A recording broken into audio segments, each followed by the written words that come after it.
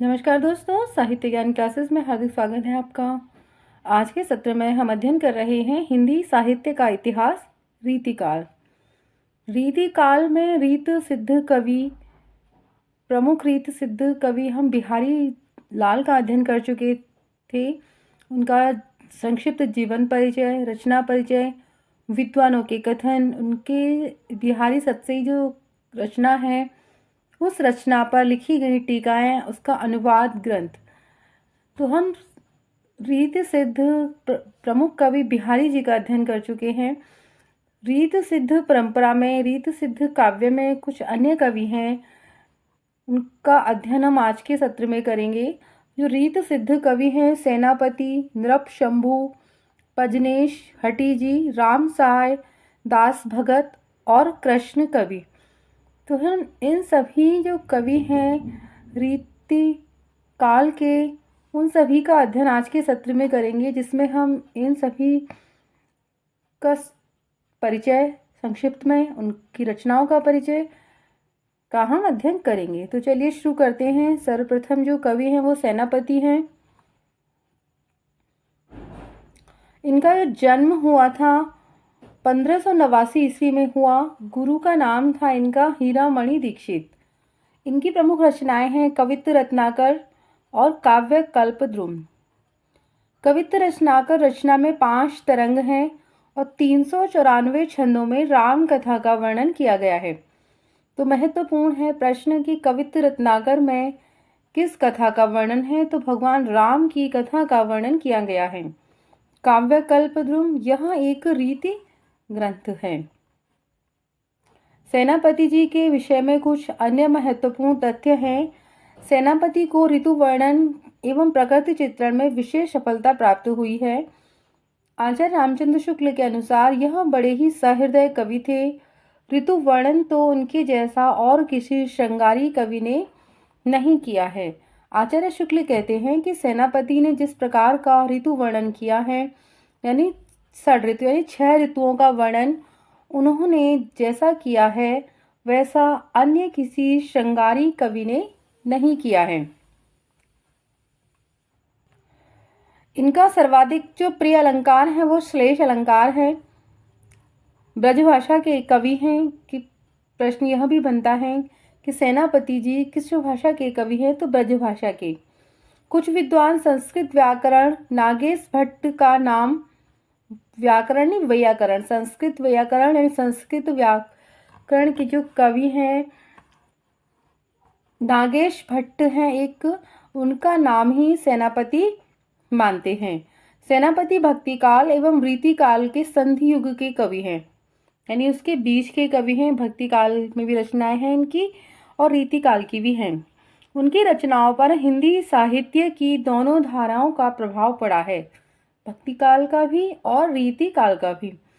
सेनापति को रीतिकालीन कवियों में प्रकृति वर्णन की दृष्टि से अद्वितीय कवि माना जाता है। कि जो सेनापति हैं उन्होंने रीति काल में जो प्रकृति वर्णन किया है, आधुनिक काल के कवि अलग हैं, उन्होंने अन्य प्रकार से प्रकृति वर्णन किया है। भक्ति काल के अलग हैं, आदि काल के। पर जो रीतिकालीन कवि हैं सेनापति, उन्होंने जैसा प्रकृति वर्णन किया है वैसा अन्य किसी कवि ने नहीं किया है। अगले जो कवि हैं नृपशंभु, इनका मूल नाम था वो शंभुनाथ सिंह सोलंकी है। क्या है? शंभुनाथ सिंह सोलंकी। इनको छत्रपति शिवाजी का पुत्र माना जाता है। शंभू जी की प्रमुख रचनाएं हैं नायिका भेद, नख सिख, 7 शतक, बुद्ध भूषण, और ये संस्कृत में हैं। अगले कवि हैं रीति काल के पजनेश कवि। इनका जन्म स्थान है वो पन्ना, बुंदेलखंड में हुआ इनका जन्म।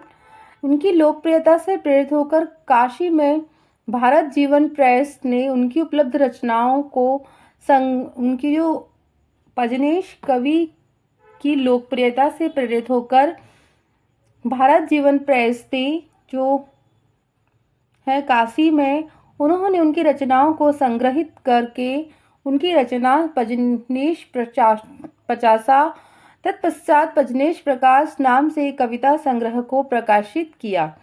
भारत जीवन प्रेस ने उनकी समस्त रचनाओं को पजनेश प्रकाश नाम से प्रकाशित किया है। प्रमुख रचनाएं हैं इनकी मधुप्रिया, नखशिख और पजनेश प्रकाश। अगले कवि हैं हटी जी। इनका जन्म 1780 ईस्वी के लगभग हुआ। प्रमुख रचना है इनकी श्री राधा शुधा शतक। इस रचना में 11 दोहे एवं 103 कवित्त सवैया हैं। यह छोटा होने पर भी अपने ढंग का अनूठा ग्रंथ है। भारतेंदु हरिश्चंद्र को यह ग्रंथ अत्यंत प्रिय था। श्री राधा शतक, यह राधा वल्लभ संप्रदाय के कृष्ण भक्त कवि थे। प्रश्न यहाँ से भी आता है कि जो हटी जी हैं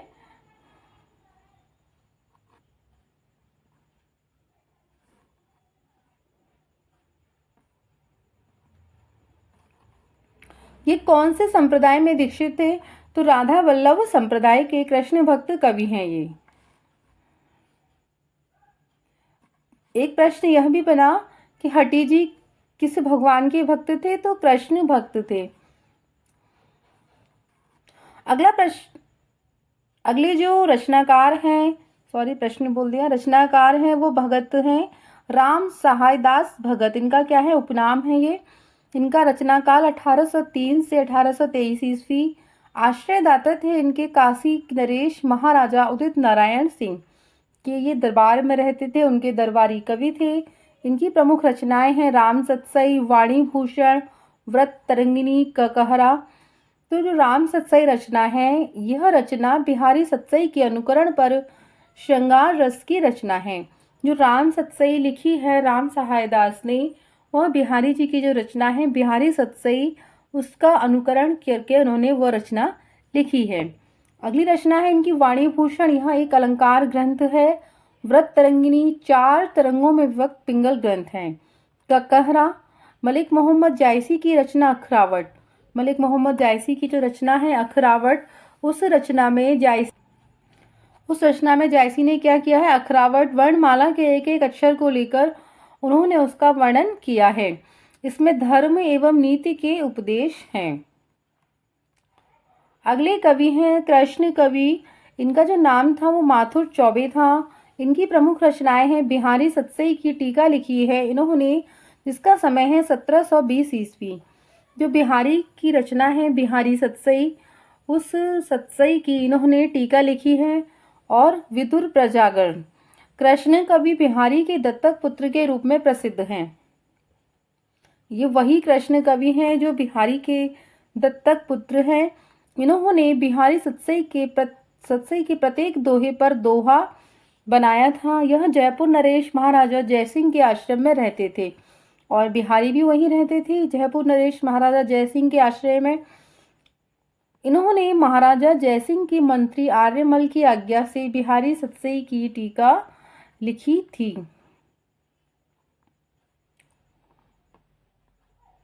तो आज के सत्र में इतना ही। हमने रीत सिद्ध प्रमुख कवियों का अध्ययन किया, जिसमें पजनेश, नृपशंभु, हटी जी, कृष्ण कवि है ना।